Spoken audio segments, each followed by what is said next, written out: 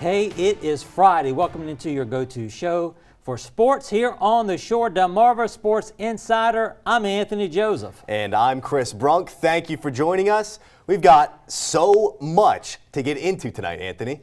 We certainly do. Let's go over what we have in store for you on DSI tonight. The Seaford Blue Jays football team have a new head coach, and we'll hear from him. Also, the Indian River softball team kicks off their season next week, and the coach talks about what she will be expecting from her players. Plus, we're sitting down with Laurel defensive coach Brian Hearn as he talks about one of his defensive playmakers, Keyshawn Copes. And we've got Cambridge Vikings softball action against Pocomoke as both teams kicked off their season. But, Anthony, we start with Colonel Richardson battling the Snow Hill Eagles in their baseball opener.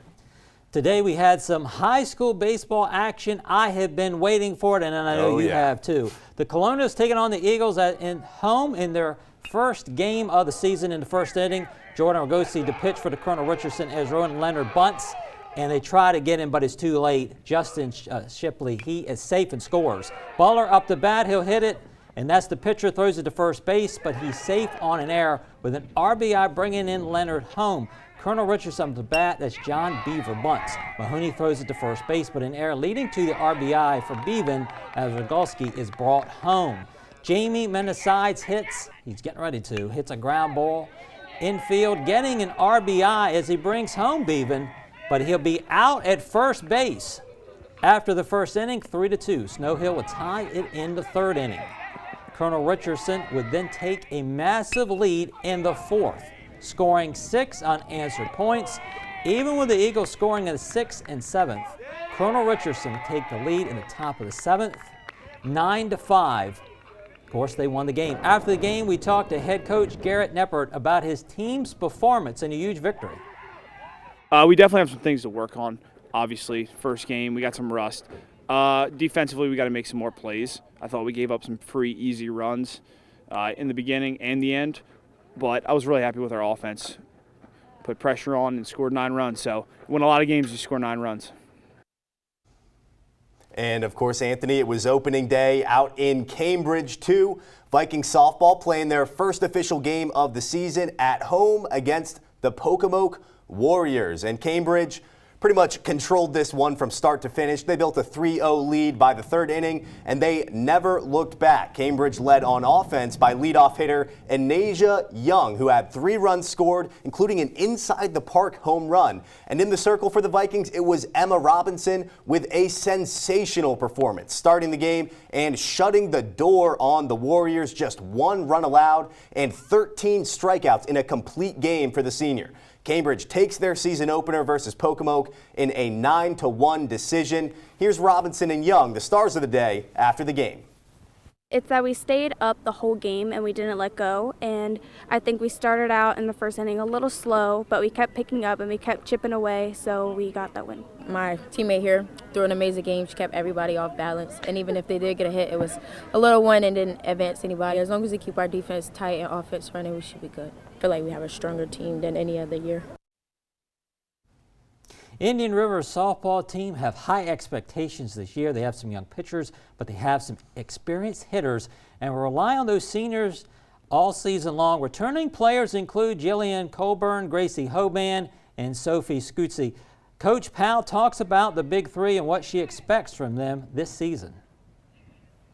Just to be leaders and kind of keep the team grounded, keep us at that even keel, making sure we're not getting too low if things aren't going our way, and we're not getting too high when things are great. Just kind of keeping everybody kind of relaxed and focused and involved, making sure that like they're helping me relay the messages of what we want from the team, what we want from all the other girls, and just kind of keeping that tradition going that the girls before them have started, and then passing that along to the younger girls for next year. You know, Chris, when you think of good pitching, you have to think of Cambridge South Dorchester and the Vikings. Maddie Pleasance a couple years ago, very, very dominant. Now she's in college.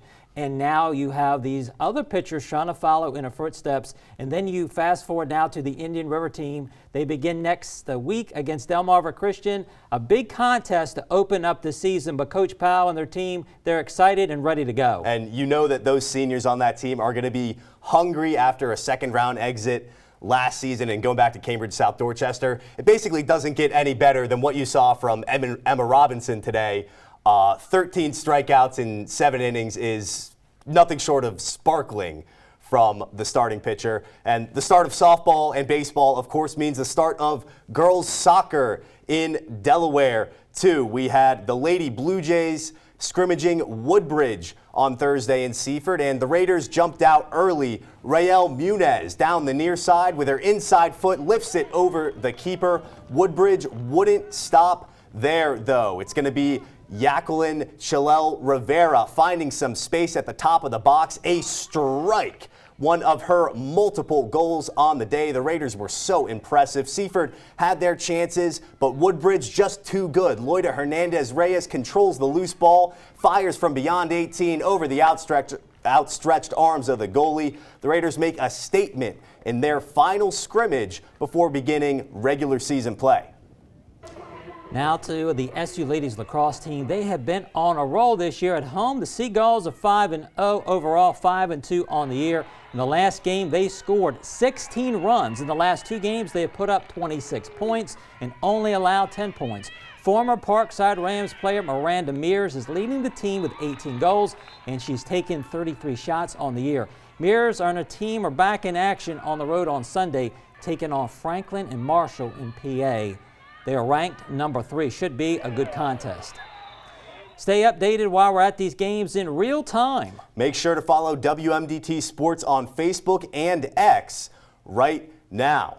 Well, last year Seaford went 2-8, including a 6-game losing streak. Pretty rough season. The Blue Jays now have a new coach, though, who's going to try to turn the program around. It's a familiar face, Glenn Phillips Jr., leading the team for the foreseeable future. He's been coaching football for 23 years. He was at Laurel High for 15 seasons, Parkside for 8 years, helping head coach Brendan Riley. Back in 2014, he led Laurel to the championship game. Unfortunately, they were not able to take it home in that one. That was the same year, though, that he won Coach of the Year. Phillips, a winner through and through. He talked to us about the opportunity to be at the helm for the Blue Jays. I think it's exciting for the community of Seaford. It's exciting for me. It's exciting for the staff that I'm trying to build. And why not Seaford? Them kids deserve to be loved. Them kids deserve to feel the experience of a Friday night. And the coaching staff that's been on staff, they get to they've put their blood, sweat, and tears in, and the ones that are going to be retained. Chris, we're calling our first time out, but when we return, I'll be sitting down with Laurel defensive coordinator Brian Hearn as he was talking about one of his key defensive playmaker, Keyshawn Copes, and more. We've got that and, of course, a whole lot more when Delmarva Sports Insider returns. This is Chris Wright from the Salisbury Stakes, and you're watching Delmarva Sports Insider. Welcome back to Delmarva Sports Insider. I'm Sports Director Anthony Joseph. My special guest, Laurel Bulldogs defensive coordinator and former player Brian Hearn. Now we want to talk about one of your key playmakers, Keyshawn Copes. What makes him so special there, Brian? I think there's multiple things about Key that makes him a special player. Just a young, very talented, disciplined, great attitude, very coachable. And just with a keen ability to make plays, especially from that weak side defensive end position where he was just able to, a lot of times, just let him go, get his hands on a big, slower tackle and use his athletic ability to move and make plays. You look at the highlights, he's just super fast and can get to the quarterback in a hurry. He can. I think one advantage for him, playing at the next level, he's actually going to be playing outside linebacker at the next level. And, I don't think it's going to be any difference him playing on his feet than having his hand in the dirt as he did in high school. He's so talented and so fast and athletic. Coaches at West Virginia State really like him, and I think he's going to have a good career there. What are your thoughts on him playing college football? I think he needed to be playing college football. Last year he wasn't quite sure if he wanted to do football or basketball. He's a very talented basketball player too, but I just think with what he was able to see himself do and gain that confidence, and with the way our coaches put time into him, I think he'll be ready to go. He's excited. And he has an all-star basketball game tomorrow, and he will be playing. But getting back to you being a defensive coordinator, what do you like the most about coming up with that game plan and going against the opposing, offensive coordinator and the head coach? Well, yeah, I mean, there's this one saying that I love is, quarterbacks can't see with tears in their eyes. And we try to, with the style of defense that we've played, it's just really aggressive, really tenacious. We never wanted to, see the offense manipulate what we do. We wanted to manipulate the offense and make them make adjustments to us. That was kind of always our philosophy. And the way we brought pressure, and everybody would complain to me, oh, all you do is blitz. Well, not really. If you go back and look at tapes, we bring pressure, but it's at prime time and optimum times to put those kids in a good position to make plays. What's your most memorable moment coaching at Laurel? Oh, it had to be probably the 2022 state championship game. We made our defense made a play at the end of that game. It was a strip sack, fumble. Our defensive end picked it up, ran it back 60 yards for a touchdown to kind of ice it. I'll never forget that. But there's multiple. I've always had great players. Been very fortunate with all the guys I've been able to coach with over the years.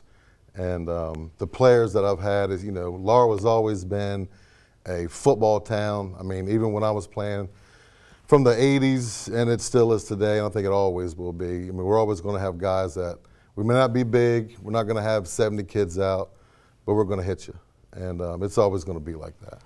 When I think of you playing football, they used to say that you would run them right over. So maybe your nickname was the Bulldozer. No, I was never called the Bulldozer, but yeah, I mean, we got it done. You are or have stepped down, from coaching. Mm-hmm. Will you get back into it, and why did you decide that the time was now? Well, my son, he's playing in college.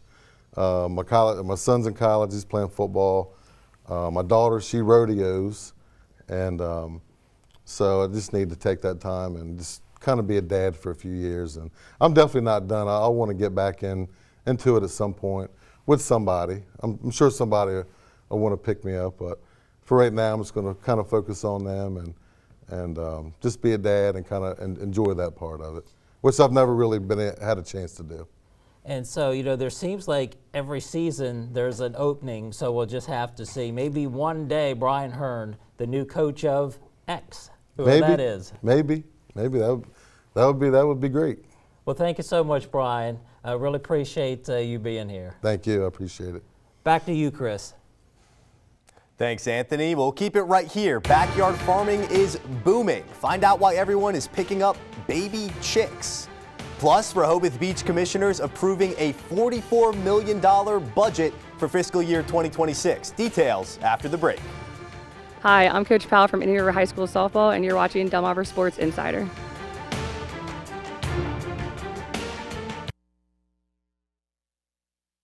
Welcome back, Delmarva. Rehoboth Beach commissioners have approved a $44 million budget for fiscal year 2026 starting on April 1st. It's almost $5.5 million bigger than last year's budget, with no increase in taxes, rates, or fees. City officials are also expecting more than $222,000 in surplus revenue, and employees will receive a 3% cost of living increase and an up to 3% merit increase for those eligible. Also, healthcare costs for city employees now completely covered. Meanwhile, the town of Snow Hill is gearing up for its next general election. Up for grabs this year, seats on the Western and Central District Councils. Candidates must submit a request for an application to Town Hall Administrative Coordinator Candace Ringernary. The deadline to submit applications is Monday, March 31st at 4:30 p.m. Voting takes place Tuesday, May 6th between 7 a.m. and 7 p.m. at 200 Belt Street. For more information, reach out by email at adminco@snowhillmd.com. Well, backyard farming is booming, and baby chicks have become a hot commodity at the Mill of Salisbury. WMDT's Blake Lipton spoke with buyers today to see what all the fuss is about. People were lining up in the early morning hours at the mill in Salisbury to get their hands on some chicks. This year, the people are going crazy for them. Like yesterday, we answered the phone calls like all day long, answering about chicks. When were we getting them? The mill of Salisbury is having a hard time keeping baby chicks in stock. Last week, they sold out within 10 minutes. Friday morning, some people were here hours before the mill opened at 7:30, all to make sure they could take home some baby chicks. 3.5 hours yesterday, and then this morning I was here at 6 in the parking lot. And with the price of eggs going up, I watch the news every morning, and to be honest, I don't know where they're going to go from week to week right now. The popularity of backyard farming and raising chickens appears to be on the rise. We have a flock already, and we just wanted to add to them for better egg production and just for a hobby. I'm buying more chickens for my flock. I already have 6 hens and a rooster at home, and I want to expand. I want a big farm, but starting with chickens, and love taking care of them. The kids love taking care of them. They're just fun to have. Some say raising chickens is also a rewarding experience. It is rewarding when they do lay the eggs and you're actually eating food that you are growing and taking care of. Just after 8 o'clock, the nearly 100 chicks they had in stock, being sold at around $6 a pop, were already sold out. In Salisbury, Blake Lipton, WMDT, because local matters. Man, those chicks are so cute. The Mill of Salisbury expects its next shipment of chicks to arrive on Thursday. All right, and we're going to be talking about the weekend here, and I know getting set for a lot of plans outside. I'll say this, I'm not trying to sell the weekend is like the best ever, but the chance for rain will hold off until we get to the end of the weekend. So I'm going to start with the positive news, then we'll talk about the problems here in a moment. This is downtown Rehoboth Beach, our Morse Roofing and Siding Skycam. It's a nice evening. It's a very typical evening for this time of the year. So it was a little chillier today, but tomorrow 65, it's not bad. Issue with tomorrow is the breeze is going to start to pick up again as another front moves through, a dry, cold front. So no showers expected, but this is a little sneaky time of the year here where our nighttime temperatures can dip right around freezing, even after a day in the 60s or even 70s. So that threat for a light freeze, I wouldn't say a frost because the wind's going to be moving a little bit, but that's just something to think about if you already have a few plants outside in the pots. I want to bring them in tomorrow night. 53 on Sunday, noticeably cooler. We'll talk about the showers. They come in at night, so no rain in play for the weekend, I promise you. It's going to be going into the morning hours of Monday. That was a fantastic looking day. Meteorologist Eric Alf was out in Seaford, seeing all the blooms out here as the more and more color is showing up in downtown Seaford, I'm sure in every town center across the region, but it was just a beautiful day to be out there. You can still see that the breeze was up there a little bit. 54 was the high at the Salisbury Airport. We're about 3 degrees off the average after being above average so much during the week. But look at this 24-hour temperature change. 18 degrees cooler in Ocean City and Salisbury, 10 degrees cooler than this time yesterday in Easton, 12 cooler out of Dover. So we're looking at mid to upper 30s right now and low 40s elsewhere. Easton 42, Salisbury and Ocean City at 36, 43 in Wallops, and 38 out of Princess Anne. So the big picture here, the weather scenarios that we're looking at, high pressure is controlling our weather. It's centered to the south, and because it's so far south, this system to the north is going to be allowed to squeeze on by. There's not going to be any showers. I told you, no rain this weekend. But that front is going to reinforce the dry air that's really already in place, and with that inherently a bit cooler. So we're going to get that blast of dry air to move through for the later part of the weekend. But notice what happens here as we go into Sunday night. Moisture returning from the south and west, and I'll get us set for our next chance for a few showers. I'll show that to you here in Futurecast. Now, starting tomorrow morning, not bad. It's just going to be your typical temperatures for this time of the year, a little breezy by the time we get to the afternoon. That'll be the only concern for the afternoon. That's after the cold front moves through that I talked about. That sets us up for a cold night. Look at those temperatures there, low 30s inland Delmarva. Sunday itself should be sunny until clouds build in. A couple showers arrive after midnight, and you see the on and off showers that we'll get into Monday afternoon. If you look closely there, you can see the front trying to squeeze in from western Maryland and western Pennsylvania there. This is not going to probably bring us the type of rain that we even saw last night.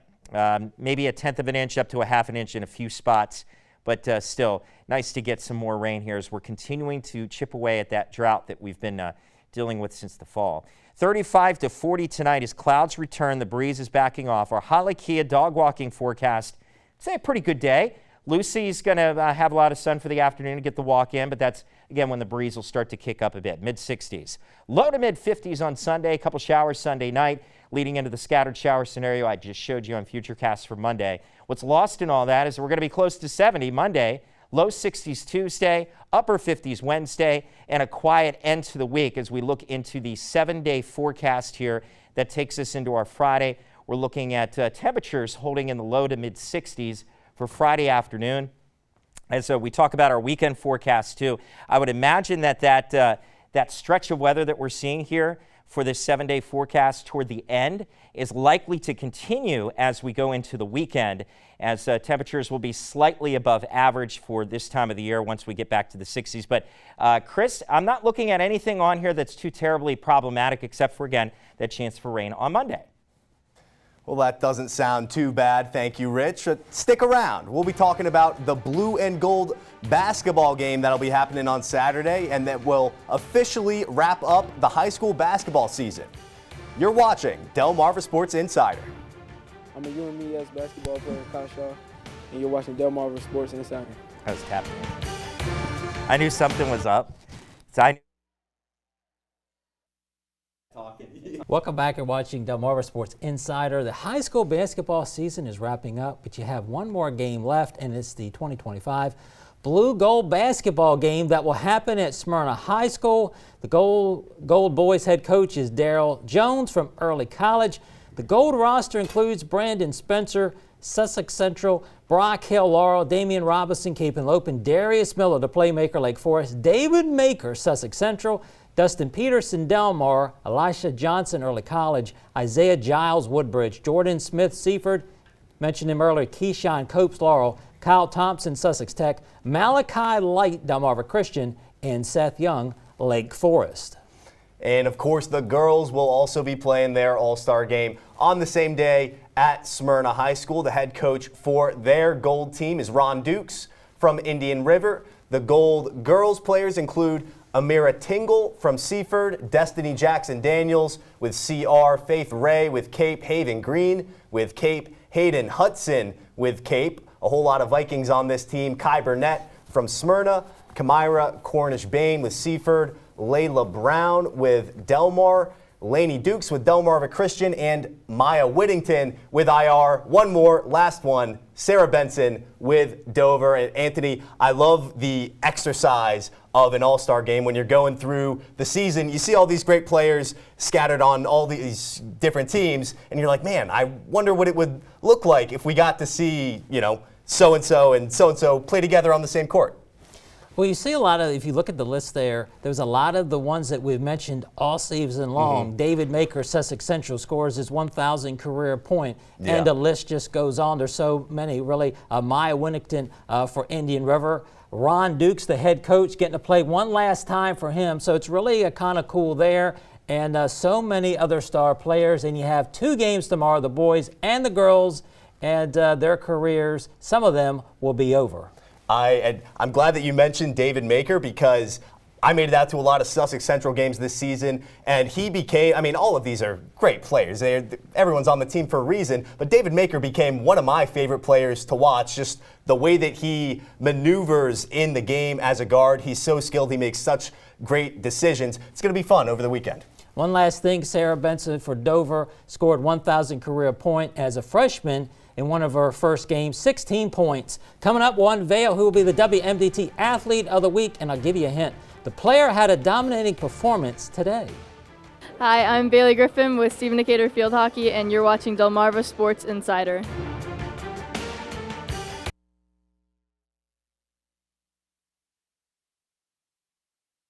All right, Chucky and Lewis checking in here at 42 degrees on a quiet Friday night.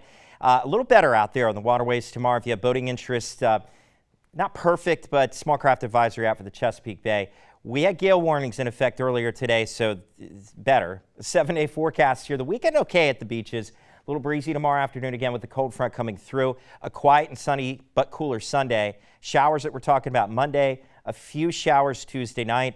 And Chris and Anthony, just kind of a normal forecast after that. Thank you so much, Rich. Now it's time for one of my favorite moments in the show as we name the WMDT Athlete of the Week. I get so excited. It's Cambridge Vikings softball pitcher Emma Robinson, who surrendered only 1 run and racked up 13 strikes in today's win against the Warriors. She was dominant today, and we want to hear who you think should win next week's award. Send in your suggestions to our email, sports@wmdt.com. Make sure you do it now. With spring starting to hit its stride this week on After the Whistle, we looked at Kate softball, Ava Calciano. Chris, who is up next? Well, Anthony, we are staying in the infield. On Monday, we've got Del Tech Baseball's Philip LaMedico. He's a JUCO player with 4-year aspirations, and he's got a really unique story. I'm really excited for this one, Anthony. He is a 26-year-old now playing for Del Tech Baseball. Just a really, really cool one, and he's such a cool guy, too. I had a lot of fun going out to Georgetown and doing this one. You know, so you never know what you're going to get each week, on After the Whistle. So you have to make sure you tune in there, Chris. Yeah, you can't miss it. Or what are you going to talk about with your mom at dinner? That's going to do it for tonight. As always, thank you so much for watching. And be sure to keep up with us this weekend all over social media. Have a great night.